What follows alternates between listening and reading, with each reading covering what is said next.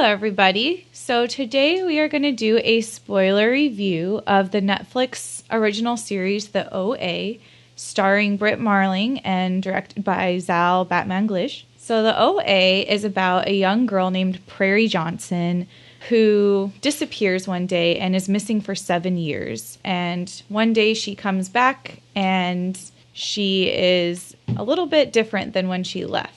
And by a little bit different, I mean when she left, she was blind, and she comes back and she can see. Miraculously. But she won't really tell anyone what happened to her or where she's been this whole time. So it's extremely mysterious until she decides to recruit 5 different people from the local school, 4 of which are young teenagers that go to the school, all of which have their own issues. And then one teacher, played by Phyllis Smith, whom was my favorite character, who also joins their kind of seance that they have each night. Yeah, almost like a, not really cult, but just like almost like Are You Afraid of the Dark? Yeah. Nickelodeon style kind of thing. And so she decides that once she's recruited all 5 of these people, she decides to tell them her story of her captivity from the beginning. Yeah, we don't really know why she decided to recruit them. Well, let's talk about that, because it seems that each one of them has something that they need help healing about. Yeah, they each have their flaws, like, what's his character's name? The curly-haired guy? He had, like, anger I think that's problems. Steve. Yeah, he had the anger problems. And then there's the... There's Buck, who's the young boy who maybe is a girl. I think they call her Michelle towards the end. So a girl kind of wanting to be a boy. She buys hormones from Steve, who's a drug dealer. Yeah, so she's a girl, but she dresses as a boy and takes the hormones. Yeah. The teacher, too, you can tell, has her own issues going on with her brother's recent death. So my theory is that she recruited them because they are angels themselves. So I believe that the 5 of them are actually angels that she recruited and decided to tell her story to. And also I think that there are people who need to hear the story. There are people who need some sort of faith or some sort of something to believe in. They've lost faith in one way or another. Yeah, and I liked all the characters for the most part.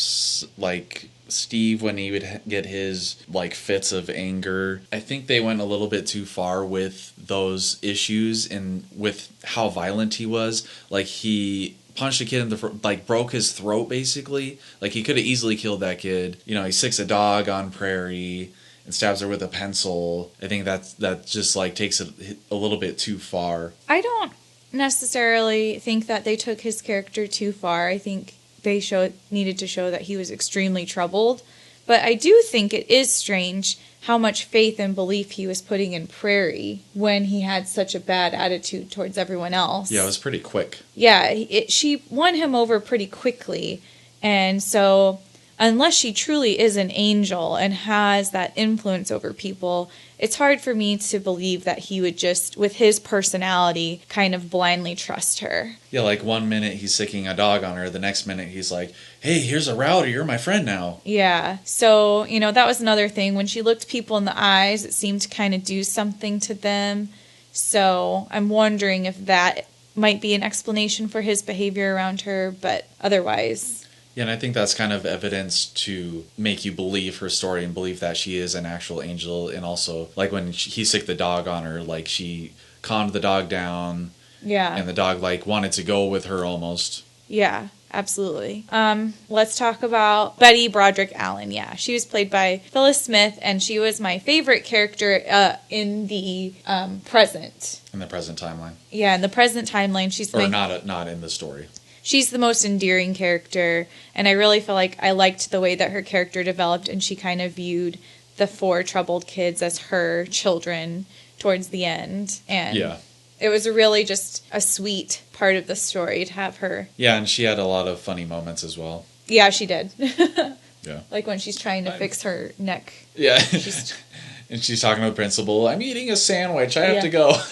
Yeah, she added a little bit of comedy to the show. But as far as the other 3 characters that go to the house, I don't know if they did enough to develop their characters. Buck and Jesse, who they didn't really do much with. But I think that they did a good job also developing a lot of the characters in the past. Yeah, it's pretty crazy how much like real character moments and development all these characters got in an 8-episode series. Yeah. I really enjoyed Homer's character. I thought he had a really good chemistry with Prairie, although I didn't really see the romance. Like she said, Prairie mentions that they fell in love, but I never really felt like it was a romantic connection. At least not yet. Yeah, it was definitely a spiritual connection, but I feel like they're connected beyond a romantic level.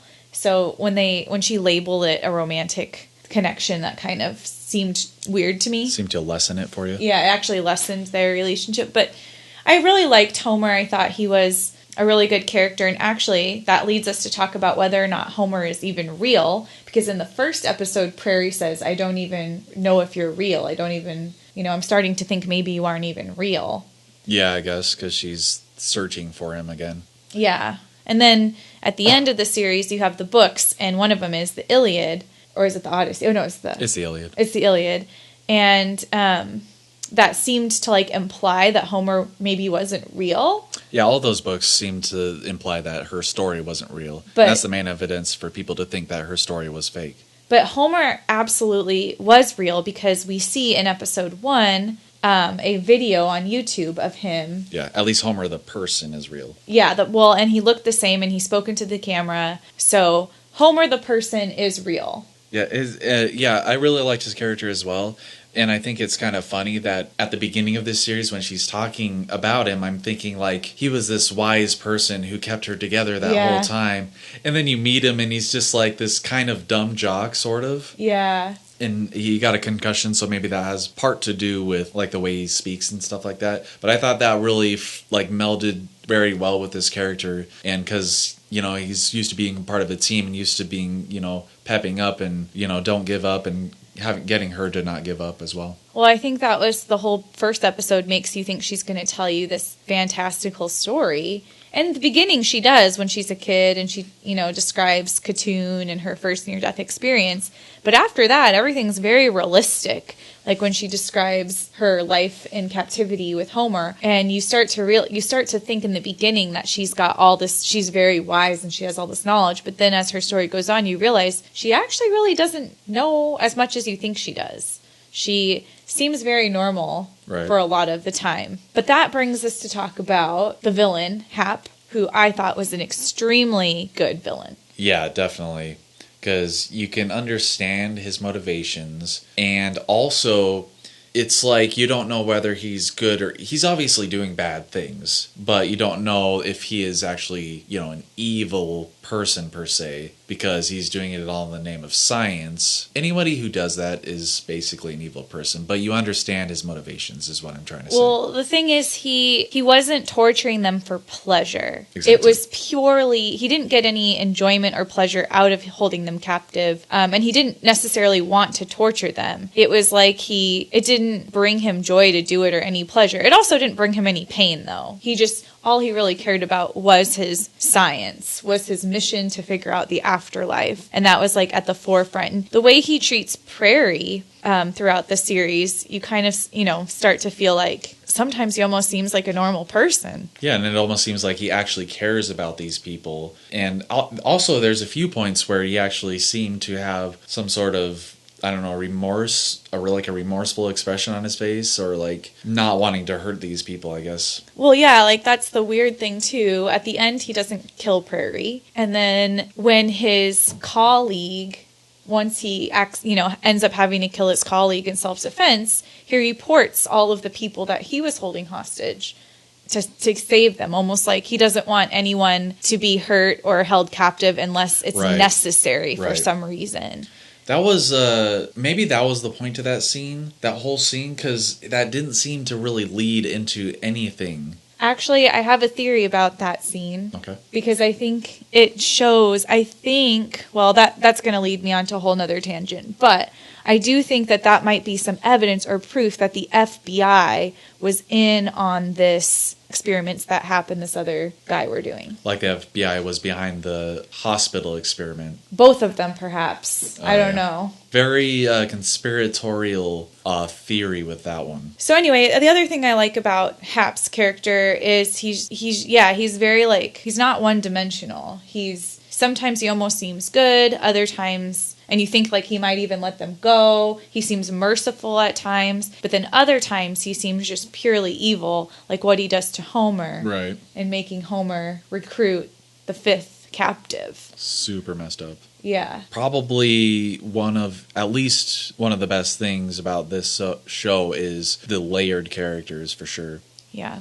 And the mysteries involved, and because it spurs you to think, like after you watch the show, you think about like the symbolism, lots of symbolism in this show, and what it could mean. Yeah, and that actually brings me into the whole, I don't think Prairie made up her story, but I wonder if her story is actually metaphorical for something. Like, does it actually represent the 5 characters in the present? Because we do see that scene where French looks in the mirror and he sees Homer's face. It seemed really random and kind of weird. Yeah, so it's like, okay, that's indicating that the story is connected somehow to those 5.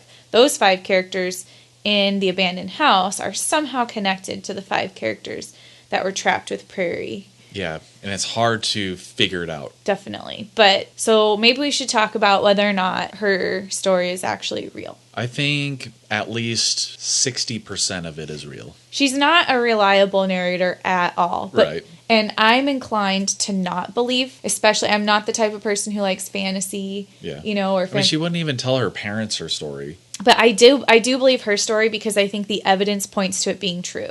For one, she does get her sight back. So how in the world would that have happened if at least some of the things she was saying wasn't true? Yeah, and we knew she had her sight before she jumped off the bridge on the first episode because she looks back straight into the camera that the people are using. And we know that she was blind before she went missing because she had all that technology with her computer and all the braille. Yeah, and everybody knew her to be blind in their neighborhood and town. Yeah, so we knew she was blind and she gets her sight back somehow. So that's one clue. Another clue is her outfit, right? We see her wearing the same dress when she jumps off the bridge in the very beginning. And then at the very end, in one of the second to the last episode, French and Steve are searching on YouTube, and they see a video of her playing her violin in the subway the day she went missing. Right. And she's wearing that exact same dress. So she's wearing that dress the day she went missing, and then she's also wearing that dress the day she was found. So that tells me that she had it the whole time. She was wearing that same dress that entire 7 years. Yeah, so she was at least held captive, most likely. Yeah, and that part about the violin in the subway was in her story. Also, her premonitions. She gets premonitions, and they've come true the majority of the time. So how, she must be an angel, in my opinion, to be able to get those premonitions. I mean, at the very end, at least one of her premonitions or dreams came true, and that's when she was running toward the school, and they all did that. The movements. Which, the movements I thought are really interesting, and of course, when you first see them, it's really silly. It's like a super silly thing to do, but it's actually portrayed in a way where you're like, oh man, this is kind of cool. They're doing it all in sync. And it's like this cool dance, and they're like using the power of angels, Yeah, and one thing that I thought was really interesting about the movements is even during the show, I'm wondering if the 5 captives are just going crazy. And the movements are a way for them to create solidarity and to feel strength in their hopeless situation. Yeah. So I'm almost wondering if the movements, if they kind of just went a little crazy and built this idea in their captivity that would set them free.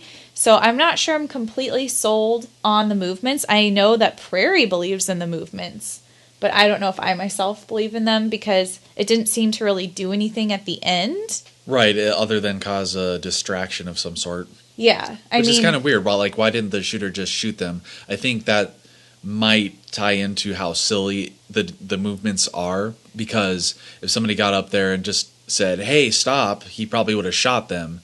But they all got up at the same time, started doing this really wacky thing, distracted him enough to stop him. Well, and Prairie gets shot. And then you see her at the end in some sort of alternate dimension. And it makes you wonder, well, I guess she could be in an insane asylum because of the bright white lights. True. So maybe she's not in another dimension. Let's just say, though, that maybe she is. Is she in the afterlife? Like, did she die?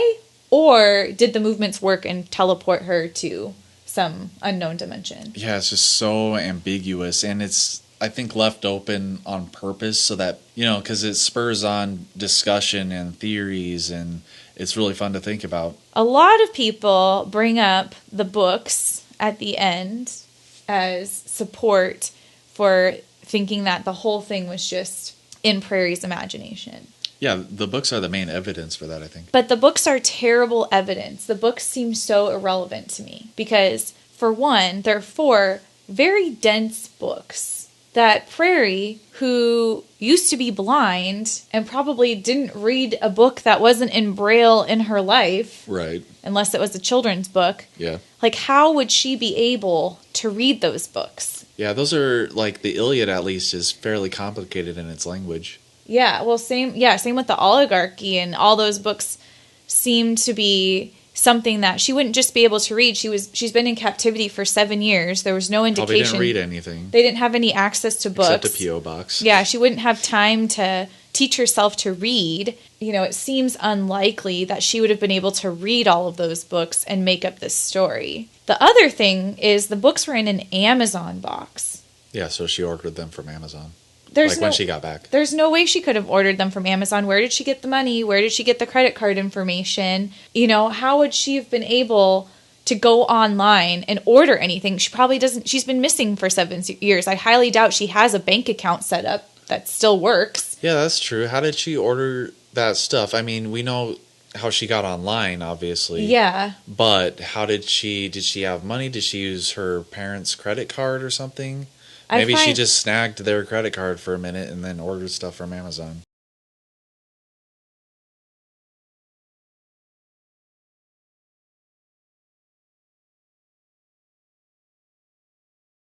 I find that highly unlikely. I don't think that she has access to a bank account where she could order books from Amazon.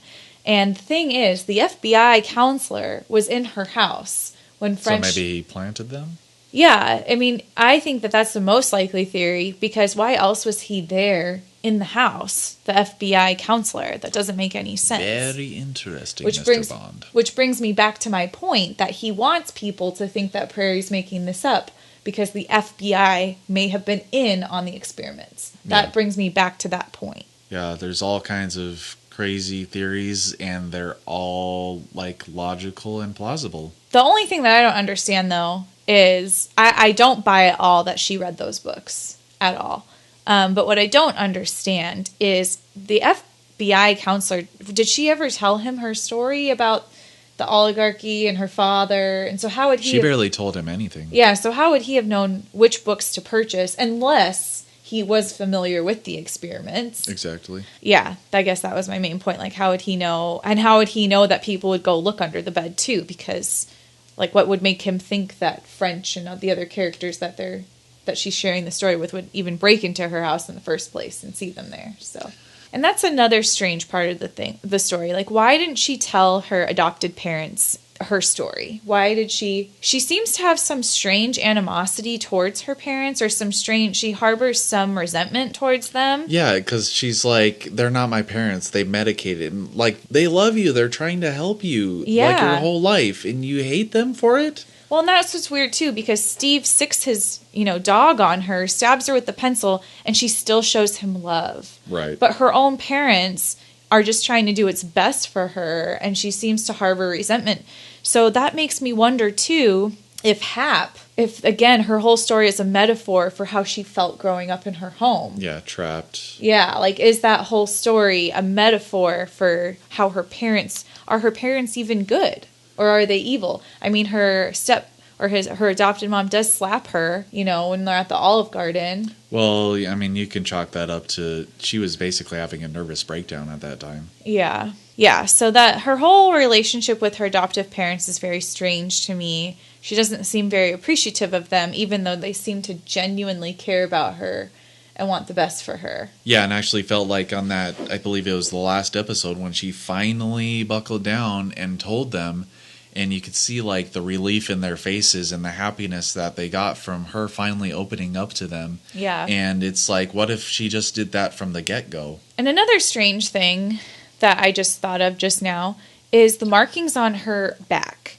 That's a very strange part of the story, because she says she put them there to remind herself of the movements so that they wouldn't forget, because she had a fear of forgetting, having amnesia after one of her NDEs. But the thing is, how could she have scratched those into her own back?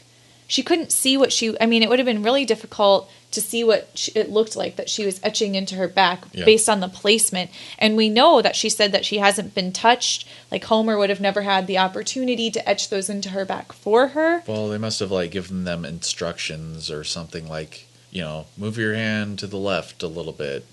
Yeah. Well, and Homer was doing it onto his side. Yeah, like, why did she pick her upper back? Like, it seems like that would have been too difficult of a place. Right, like do it on your leg or something.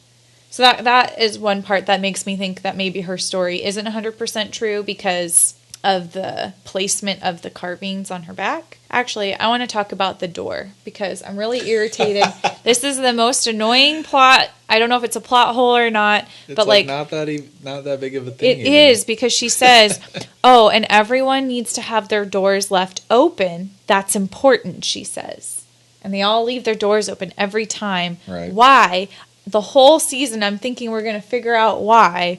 There's absolutely no reason. No explanation. You need to leave your door open. There is absolutely no reason. And so that irritated me because it seemed so pointless. And she's just telling them their story. So the whole time I'm thinking, okay, she's just talking to them about their story. Why do they need to leave their door open? And how does nobody in their family notice that the door is open? They all did at the same time on the very last episode. They close the door. So strange. You know what I think it is? I think they left the doors open specifically for that purpose because subconsciously she knew that all of their family members would notice and then converge on their house so that she would be taken away so that they can all be at that place at the right moment to the school shooting. The random school shooting that didn't seem to have any foreshadowing or anything. Yeah, a lot of people complain about the school shooting. I also was unsatisfied with the ending, but I don't have a huge problem with the fact that it ended with the school shooting. I mean, I'm frustrated that they didn't answer a lot of our questions in the last episode, but the fact that there was a school shooting as the final denouement did not bother me. I think I really actually enjoyed the fact that it was something like that they were supposed to prevent, that she was preparing them for, essentially. But I do think that the build-up was poorly handled. I think there could have been a lot more foreshadowing, a lot more clues to lead you, so that you're like, oh, that's what it is, of course, a school shooting. Now, in the episode prior, in the same episode, there was a theming of guns, but that's about it. What's unsatisfying for me is how she says it worked. In the end, as she's getting carried away on the stretcher, she says it's working. But I just want to know, maybe she's just dying all the way this time. How does she know that Homer and them and Hap made it there? That's another question. Why did Hap feel like he didn't need her? Why did he toss her away? That doesn't make any sense. Yeah, it's strange. What is he going to do the first movement? Yeah, but you can have 6 people clearly because she wanted 5 people plus herself. So clearly they said at least 5. Yeah, so clearly Hap could have just been there while all 5 of them did it and transported as well. I don't see why he needed to separate the 2 of them. And how does she know that they made it to the alternate dimension? It's kind of funny too, because at the beginning of the series when she's talking to Steve, she's like, I need 5 strong people like you, strong people. And then the teacher shows up and I'm like, she's not that strong, is she? Well, she says strong and flexible. Okay. I think she wants people who can... Maybe the teacher does Pilates or something. Such an ambiguous ending. Well, and I don't know. I don't know if I can completely trust her as a narrator. I still think there's a lot of possibility that her story is a metaphor for something. But then that makes you wonder, where has she been for 7 years? Oh, yeah. And the part with the policeman was irritating. He was so stupid. And Prairie, oh, no kidding. Just all the decisions. Prairie and Homer could have told him that they could have healed her regardless. Like, they could have just refused to heal her in that moment until they got rescued and then go back and offer to heal her. Exactly. There were so many other ways to do that. Yeah. And I felt like it was contrived, really. Yeah.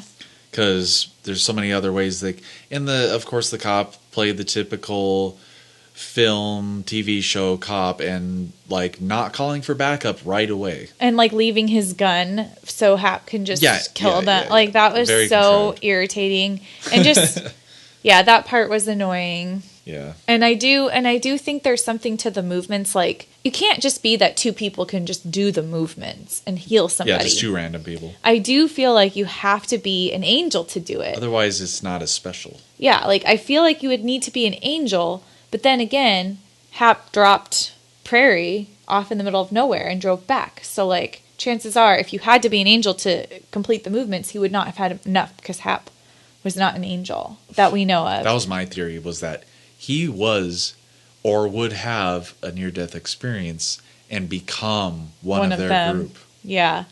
Yeah, it's possible that he is an angel too, but I thought that would have been a cool ending. Yeah. Like, it turns out that he would have to join their group and actually, become one of them instead of being their captor. I think the whole theme of the whole show is the strength of, like, solidarity and unity and, like, how you can make it through anything so long as you have hope within one another. Yeah, and the will. Like she says in the end, she says, I have the will now, or whatever. But she says, because Steve says, why did you survive that long? And she says, because I wasn't alone. So it's almost like this message of, if you isolate yourself, or if you... whether in captivity or out there in society, like these kids were and this teacher. Or if you alienate yourself, you're not going to survive. But if you find a bond, like, even if the movements that they made up were all in their head, that whole thing was just them kind of going crazy from the captivity. Mm-hmm. Like, they still had this hope and this, like, resilience because of one another. And Hap even mentions that he's jealous of that he feels left out. He's on the outside. And they have this, like, bond because of their situation. And it made him feel jealous, which is kind of interesting. Another question here I have is all of her premonitions came true. The premonition of the bus, driving off the road. Oh, right, yeah, as a child. Yeah, and then the premonition of the shooting. Well, we don't know if that's true or not, do we? Do we know if that's true or not? If you choose to believe it. She seems to have these premonitions, but she has this premonition that her father's in New York, and he never is. Yeah. So. Or maybe he is, but in a parallel dimension. So that maybe that's what she was feeling. She was feeling him in that spot, but in a parallel dimension, so that's why she couldn't see him. What are your final thoughts? What's your most promising theory? I like to think that it was mostly all true, because I think it's really cool doing, like, two people doing the dance in sync creates this kind of power in a way that heals people. I think that's a really awesome concept. Yeah, I like to think that the majority of the story is real, but I do think that that perhaps they did go crazy, and that the movements are only real to them, but don't actually... I think the movements are more metaphorical. I don't know if they literally move you to another dimension, or if they're just metaphorical representation of their solidarity. They do it to kind of, heal themselves mentally, or to like one thing they say in the show is that it's the FBI counselor that says when you hug somebody, it puts a limit on the pain. So almost like their movements put a limit on their pain, hopelessness, almost. Right. Yeah. To where it gave them enough hope that there was a way out when there actually isn't. Or kind of help them cope.